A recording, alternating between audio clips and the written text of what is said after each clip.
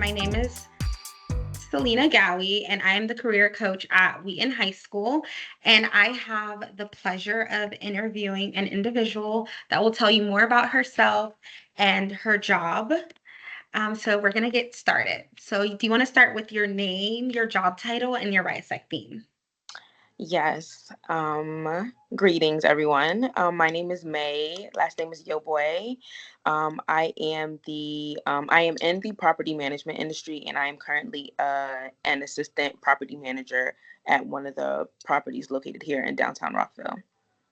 I would say my three main RIASEC themes are social, artistic, and conventional. So SAC for short. Okay, perfect. Thank you, May, for sharing your RIASEC themes and your job with us. Okay, so we're going to get into the questions.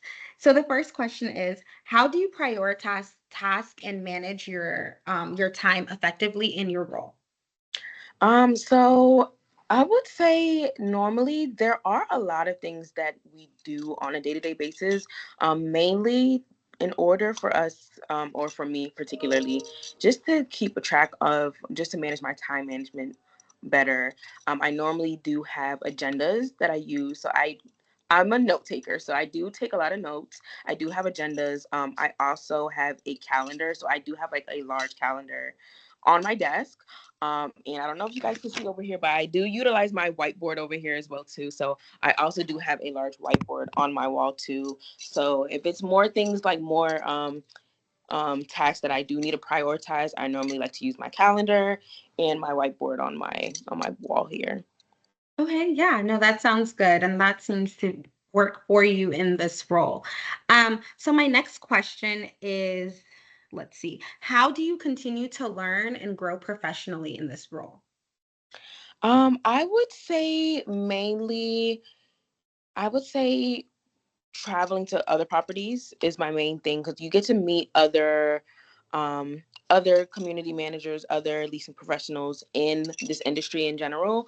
I also do go to like certain networking events too, where you also meet people like in the real estate industry as well too. So I would say just learning from what they know, comparing it to what you're doing at your property, learning about other people's property as well too.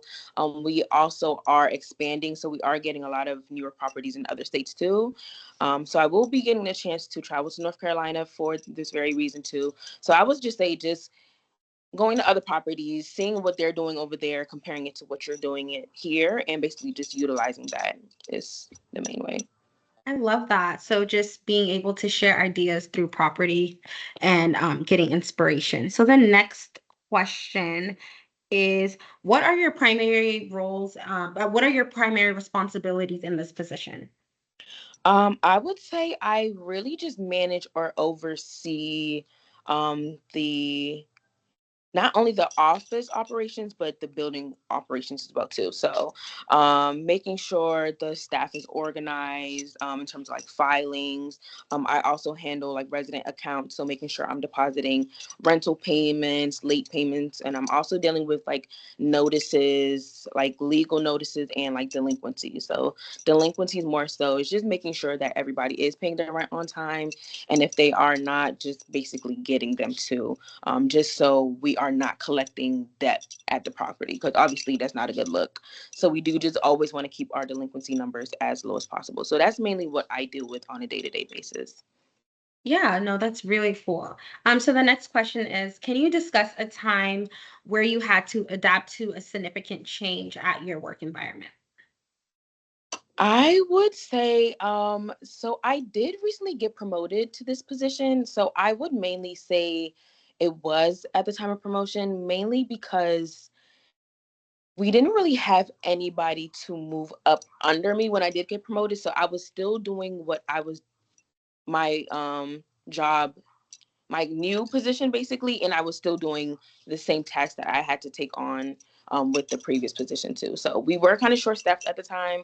So I was doing a little bit of everything while still trying to learn my new position. So it was a lot harder. It was a bit stressful at times too, just because it was just on a day-to-day basis. I couldn't really learn what I had to for my position. So I was kind of stuck in a still place where certain reports that I had to learn to do, I couldn't get it done because I was still dealing with a lot of the tasks from my previous position, basically. So I would say that was probably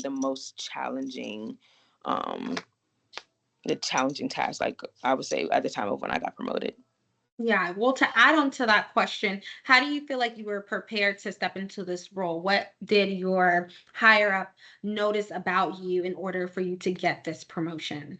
I would say it was a lot of it was something that she always said that this position was going to be mine from the jump, just because I took the initiative to basically want to learn these things for this position before I even got here, basically. So I took the initiative to take on certain tasks, um, and even help her with the task that she did too. So she basically seen that passion, really.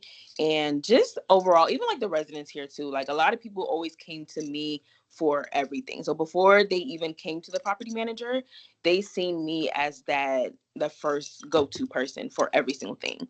And normally it would always get resolved before even escalating and going to corporate or going to our regional manager or the property manager. So I think they just seen that in me and they noticed that as well too.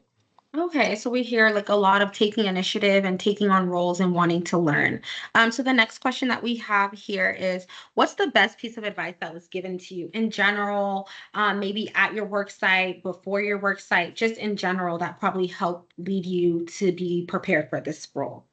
I will say, and this kind of goes hand in hand of what I said previously regarding passion. I would say if you are passionate in anything that you want to be or want to do, and this definitely was instilled by my property manager to me, there is nothing that you cannot do just as long as you're passionate. If you're passionate about something, you are bound to be successful in it. So regardless of your status, where you're coming from, your background, your education as well too, as long if it's something that makes you happy and you are passionate about it, you are bound to be successful. So I would always say, just don't ever hesitate. If it's something that makes you happy and something you really want to do, it's your life. So definitely just make it work. The results will always be worth it. Well, thank you, May. Those were most of the general questions. I mean, this recording are there, it's for high school students. So just speaking to that demographic, what is one general piece of advice that you would give a high school student in general, no matter what field they're going into? Think about a time when you were in high school, some of the things that you did to prepare yourself to get to where you are. So just in general, if you're speaking to a high school student, what would you tell them? I would say just never be afraid to ask for help. There are mentors here. There are people, of course, whatever you want to do, there are always going to be people that you're going to run into that's in the similar or same career path.